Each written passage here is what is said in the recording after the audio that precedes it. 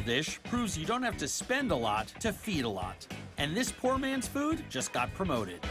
Be easily replenished with fresh ingredients and stretched out to last a few days. The era's culinary legacy is a dish so warm and comforting, it's actually called Coddle.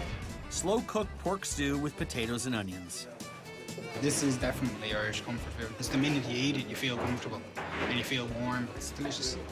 Dublin still has an appetite for this historic food.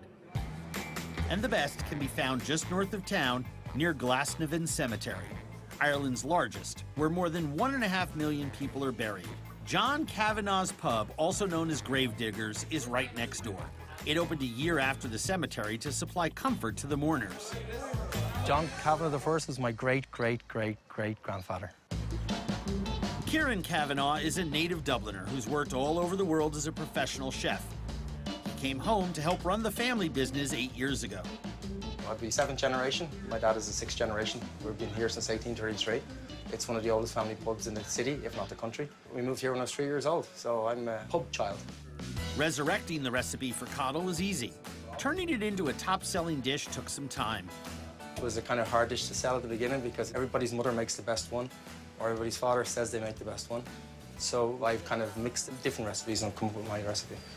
Making Coddle starts by boiling the pork. We're going to use some bacon ribs and some collar bacon. The tougher, the better. Tough cuts of meat are usually the cheapest.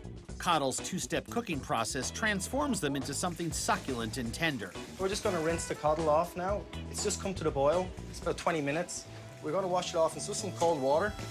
Rinsing rids the pork of excess salt. Then it's covered with clean water and goes back on the stove to cook with chopped vegetables. Back in the day, the vegetables would be put in whole, a whole onion, a whole potato. So when you're sitting down the first night with your coddle, you take out the potatoes, take out your onion, divide it amongst the family, eat your coddle. Let it cool down. The next day, you can add another potato, another onion, and keeps on for days and days and days. While it simmers over the next few hours, the ingredients all soften and break down, giving the Coddle its slow-cooked character. Before it's done, Ciaran adds a few more fresh ingredients. Locally grown rosemary, thyme, and parsley. Parsley grows everywhere in Ireland, so it's pretty good. Shamrocks and parsley. He adds sausages and another round of vegetables as the finishing touch. The ones at the end, the last 15 minutes of cooking, will have still a bit of bite in it. It's a bit nicer. You can't get more Dublin than a Gravedigger's Coddle. It's a real classic comfort food.